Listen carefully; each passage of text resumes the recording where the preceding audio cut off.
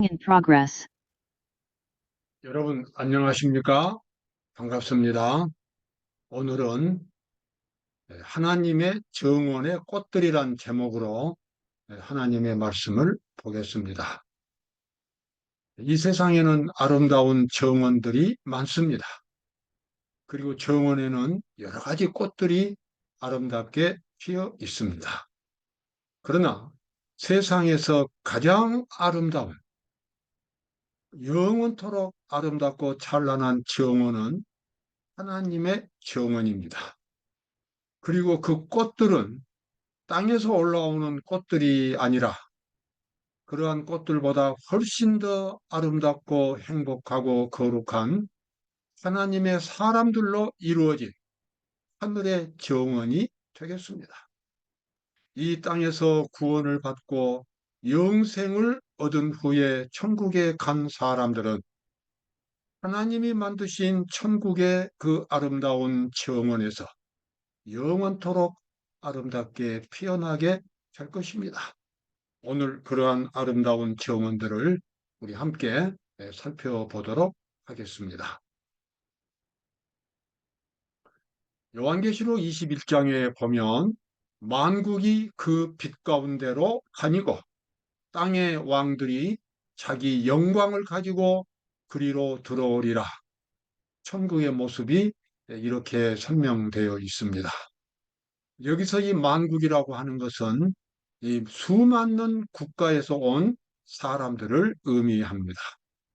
그야말로 여러 종류의 사람들이 하늘 그 예루살렘 성의 찬란한 빛 가운데서 왕래하고 땅의 왕들이 여기서 이 왕들은 구원받은 사람들을 가리킵니다.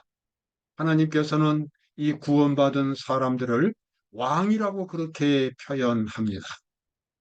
정말 이 세상의 어떤 사람보다도 영광스럽게 된 사람들이 하나님의 백성들입니다. 그들은 가장 거룩한 전쟁, 죄와의 전쟁에서 승리한 사람들이었고, 그리고 마귀와 대항해서 이긴 사람들이었습니다. 정말 하나님께서 그들을 왕으로 부르실 만한 충분한 자격이 있는 사람들입니다. 근데 땅의 왕들이 자기 영광을 가지고 그리로 들어오는 모습을 사도 요한이 계시 가운데서 보았습니다. 이후에 내가 또 각 나라와 족속과 방언과 백성 중에서 아무라도 능히 셀 수 없는 큰 무리가 흰옷을 입고 손에 종려 가지를 들고 보좌 앞과 어린 양 앞에 서서 큰 소리로 외쳐 가로되 구원하심이 보좌에 앉으신 우리 하나님과 어린 양에게 있도다 하니, 이번에는 요한계시록 7장에 나와 있는 천국 백성들의 모습입니다. 그들이 하나님 앞에서 수없이 많은 천사들이 지켜보는 가운데서, 그리고 천사들 너머에는 우주의 거민들이 지켜보는 가운데서 하나님 앞에서 찬양을 부르는 모습입니다. 하나님의 은혜에 너무나 감사하고 하나님의 거룩한 사랑에 너무나 감동한 사람들이 하나님 앞에서 찬양을 부르는 모습입니다. 아무라도 능히 셀 수 없는 무수한 사람들이 각 나라와 족속과 방언과 백성에서 나와서 하나님 앞에 찬양을 부르는 그러한 모습을 사도 요한은 계시 가운데서 보았습니다. 여러분, 오늘 이 방송을 듣는 여러분과 저는 이 거룩한 무리에 들어갈 수 있습니다. 돈으로 되는 것도 아니고 재능으로 되는 것도 아니고 어떠한 지식으로 되는 것도 아니고 오직 한 가지 마음의 문제입니다. 마음속에 하나님에 대한 진실한 믿음을 갖는다면, 그리고 하나님의 말씀이 나의 삶의 기초가 된다면, 그래서 예수 그리스도의 정신이 바로 나의 정신이 되어서 이 세상을 살아간다면 그 사람은 누구든지 이 거룩한 하나님 백성들, 하나님의 가족의 무리에 포함될 수가 있는 것입니다. 여러분, 그 특권을 꼭 누리시기 바랍니다. 정원의 아름다운 모습입니다.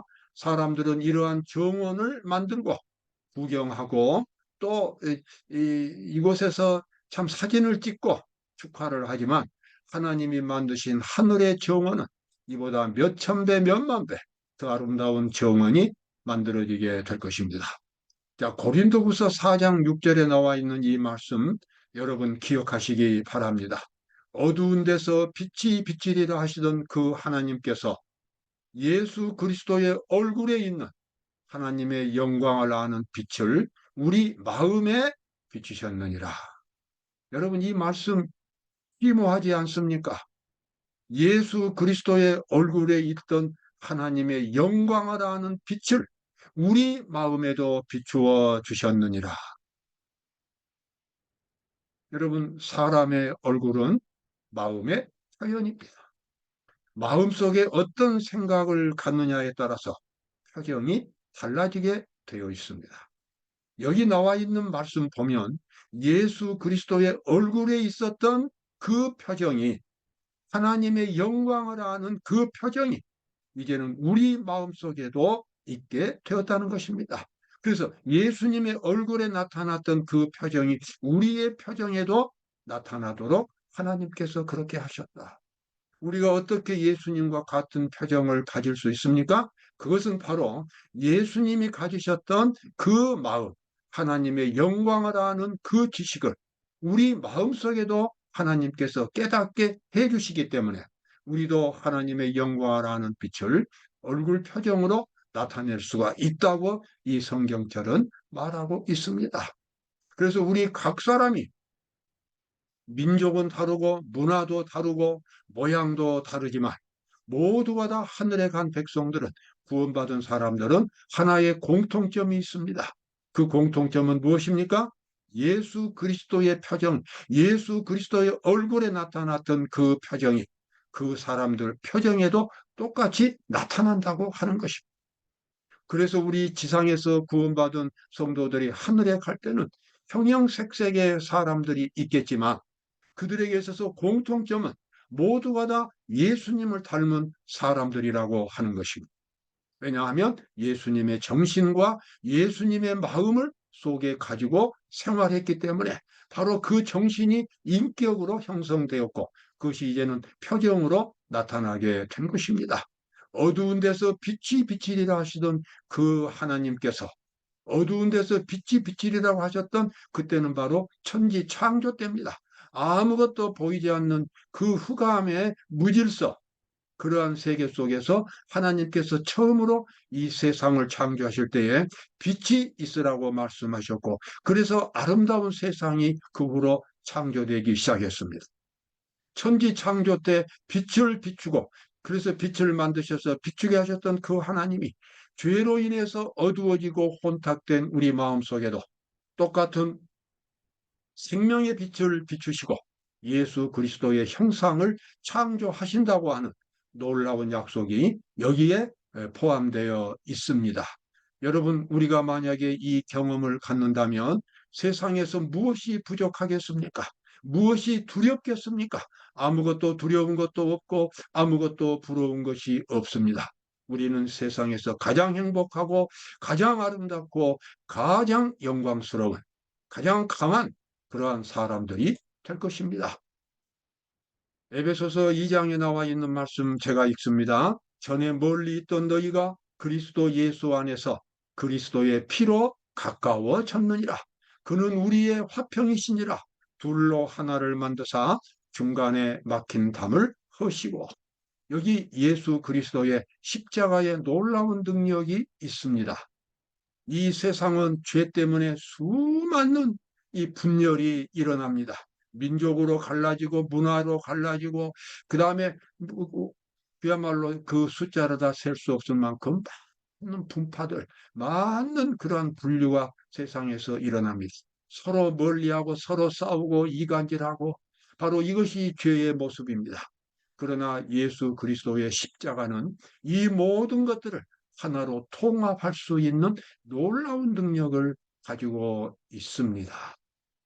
저는 그것을 실천하고 그래서 화평을 이루는 사람들을 보았고 저도 역시 이러한 십자가의 정신을 갖게 될 때에 누구와도 화합할 수 있는 그 같은 놀라운 능력이 나타나는 것을 경험을 했습니다.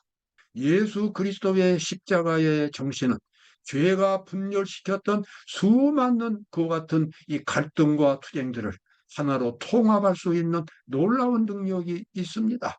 가정 안에서 십자가의 정신이 있다면 그 가정은 화목한 가정이 됩니다. 학교에서 학생들이 서로 분리되어 있지만 만약에 그 학생들이 그리스도의 십자가의 정신을 갖고 있다면 그들은 하나로 화목을 이루게 됩니다. 그리스도의 십자가가 있는 곳에 어디에서나 화평이 이루어집니다. 교회에서도 마찬가지. 신자들이 그것을 이론으로 따지고 그것을 도덕으로 따질 때는 이 투쟁이 일어납니다. 그러나 그보다 더 높은 십자가의 거룩한 사랑으로 성도들이 서로 봉사할 때는 아주 아름다운 화합이 이루어지게 됩니다. 바로 그것을 경험한 사람들이 천국에서 영원히 살게 됩니다. 그래서 그들은 민족이 다르고 문화가 다르고 그래서 인종이 다른 사람들이었지만 천국에서 영원히 하나가 되어서 살 수 있는 십자가의 지식을 경험한 사람들입니다. 여기 고린도전서 12장에 보면 다양한 기능을 가진 그러한 그리스도인들에 대한 표현이 나옵니다. 하나님께서 어떤 이에게는 성령으로 말미암아 지혜의 말씀을, 어떤 이에게는 같은 성령을 따라 지식의 말씀을, 다른 이에게는 같은 성령으로 믿음을, 이 모든 일은 같은 한 성령이 행하사 그 뜻대로 각 사람에게 나눠 주시느니라. 아멘. 교회 안에는 여러 가지 능력을 가진 여러 가지 취미와 그리고 기능을 가진 사람들이 있습니다. 그러한 모든 기능들은 다 대부분 다 타고난 것들이 많고 연마한 것들이 많습니다. 그러나 그 모든 사람들이 십자가의 거룩한 사랑을 갖게 된다면 그들은 그 모든 것들이 다 살아서 움직이는 능력이 되고 서로가 서로에게 덕이 되는 그래서 그것에서 화평이 이루어지는 그와 같은 놀라운 일이 일어나게 됩니다. 실제로 교회 안에서 사람들이 행복을 누리는 것은 바로 이러한 경험 때문에 그렇습니다. 어떤 사람도 기능이 없는 사람이 없습니다. 그 모든 기능들이 교회 안에 들어가면 서로가 존경을 받기 때문에 모두가 다 그것은 아주 귀하게 사용되는 기능들이 되기 때문에 그것은 화합을 이루는 중요한 도구들이 될 수 있습니다. 사람은 자기를 인정해 주는 곳에서 가장 큰 행복을 누리게 됩니다. 하나님의 집인 교회에서는 모든 사람들이 존경을 받을 수 있고 또 모든 사람들이 봉사하는 그와 같은 세상이 바로 하나님의 집인 교회가 됩니다. 이제 지체는 많으나 몸은 하나라. 눈이 손들어 이르되 내가 너를 쓸데없다 하거나 또한 머리가 발들어 내가 너를 쓸데없다 하거나 하지 못하리라. 아주 몸은 하나지만 여러 가지 지체는 많습니다. 손도 있고 그다음에 머리도 있고 귀도 있고 그러나 그 모든 것들이 하나도 쓸데없는 데가 없다는 것입니다. 우리가 그것을 경험으로 알고 있습니다. 아무리 작은 부분이라도 우리 몸에 다 요긴한 것들입니다. 이와 같이 하나님의 교회, 하나님의 정원에서는 쓸데없는 사람이 하나도 없고 쓸데없는 기능이 하나도 없고 존경받지 못해도 되는 사람은 하나도 없습니다. 모두가 다 존경스럽고 귀하고 아름다운 하나님의 자녀들이 되었기 때문입니다. 누구든지 그리스도와 합하여 침례를 받은 자는 그리스도로 옷 입었느니라. 너희는 유대인이나 헬라인이나 종이나 자주자나 남자나 여자 없이 다 그리스도 예수 안에서 하나이니라. 갈라디아 3장에 나와 있는 말씀입니다. 마음속에 예수 그리스도를 가진 사람들이 그리스도인들이고 천국 백성들입니다. 그 천국 백성이 되었다고 하는 공식적인 그 예식이 바로 침례 예식입니다. 그래서 침례 예식은 그리스도로 옷을 입은 예식입니다. 옷이라고 하는 것은 그 사람의 인격 전체를 가리킵니다. 마치 우리가 옷을 입고 이 세상에 사는 것처럼 예수 그리스도를 믿는 사람들은 그 사람 존재 전체가 그 사람의 몸과 마음 전체가 영혼 전체가 예수 그리스도로 옷을 입게 됩니다. 바로 그 예식을 경험하는 것이 침례 예식입니다. 그러므로 누구든지 그리스도와 합쳐서 그리스도와 같은 마음으로 침례를 받았다면 그 사람은 누구이든지 간에 어떤 민족이든지 어떤 사람이든지 관계없이 다 똑같이 예수 그리스도로 옷을 입은 거룩한 하나님의 자녀가 되었고 하늘의 백성이 되었습니다. 바로 그것은 그리스도의 십자가가 이루어 놓으신 우리 죄인들에게 주신 놀라운 축복이 되겠습니다. 그래서 수많은 사람들이 예수 그리스도를 믿고 다양한 그러한 모습을 가지고 있지만 하늘에서는 다 똑같은 그와 같은 이 공통점을 가지게 됩니다. 자, 교육 178쪽에 아주 중요한 말씀이 나와 있습니다. 하나님께서는 오늘날 각 나라와 각 개인에게 당신의 큰 계획 중에서 한 자리를 지정하여 주셨다. 사람들은 다 자신의 선택에 의하여 자기의 운명을 결정하고 있으며 하나님께서는 당신의 목적을 성취하기 위하여 모든 것들을 지배하신다. 여러분, 이 말씀은 참으로 놀랍습니다. 하나님께서는 오늘 각 나라, 세계에 200개가 넘는 국가들이 있지만 그 국가들에게 그 자리를 지정해 주셨고 그 국가들 안에 살고 있는 개인들에게도 하나님의 큰 계획이 세워져 있다라고 말합니다. 그리고 지정해 주신 장소가 있다는 것입니다. 바로 그것은 그 국가가 할 일이 있고 그 개인이 할 일이 있다는 것입니다. 어떻게 이러한 일들이 가능할까요? 여러분, 하늘에는 많은 책이 있다고 말합니다. 생명의 책이 있고, 그리고 이 죄악의 책이 있고, 그리고 선행을 기록하는 책이 있고, 더 나아가서는 요한계시록 5장에 보면 일곱 인으로 봉해진 아주 신비한 책들이 있습니다.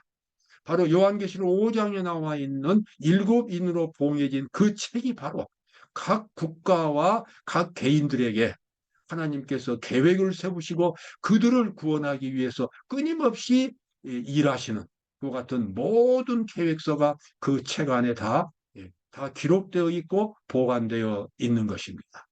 어떤 한 사람도 구원받을 수 없을 만큼 하나님께서 그것을 버린 사람은 없습니다. 모두가 다 구원의 대상인 것입니다.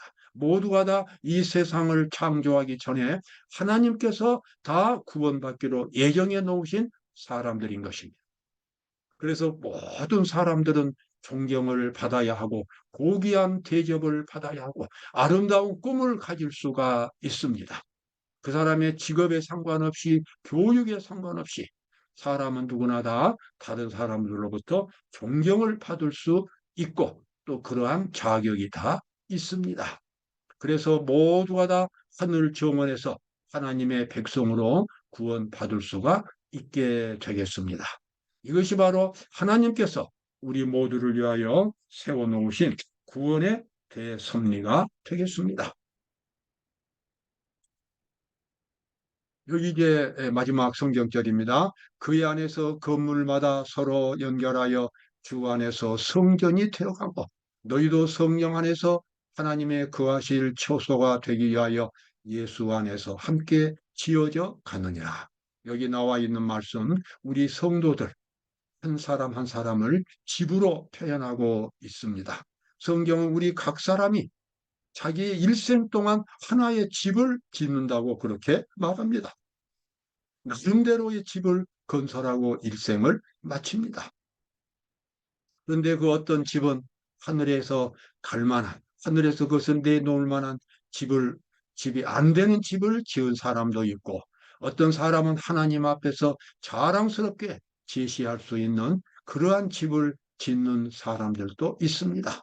만약에 우리가 예수 그리스도를 마음속에 모신다면 예수님의 그 거룩한 사랑의 정신을 나의 일생에, 나의 인생에, 그리고 나의 삶의 기본적인 철학으로 그것을 삼고 산다면 우리는 예수님의 형상을 나타내게 되고 하나님의 영광을 나타나게 될 것입니다. 그리고 우리의 모습에서 사람들은 예수님의 정신을 보게 될 것입니다. 그것은 바로 가장 고귀한 아름다운 작품이 되겠습니다. 여러분, 영생은 바로 마음의 속에 있습니다. 사람이 마음으로 영생을 얻을 수도 있고 그렇지 못할 수도 있습니다. 하늘의 아름다운 정은 저와 여러분을 기다리고 있습니다. 하나님께서는 여러분과 저를 위해서 놀라운 하늘의 계획을 세워 놓으셨고 지금도 끊임없이 여러분 마음속에 말씀하고 계십니다. 오늘도 귀한 하나님의 말씀을 들으시고 영생의 길을 선택하는 오늘 귀한 날이 되시기를 바랍니다. 감사합니다.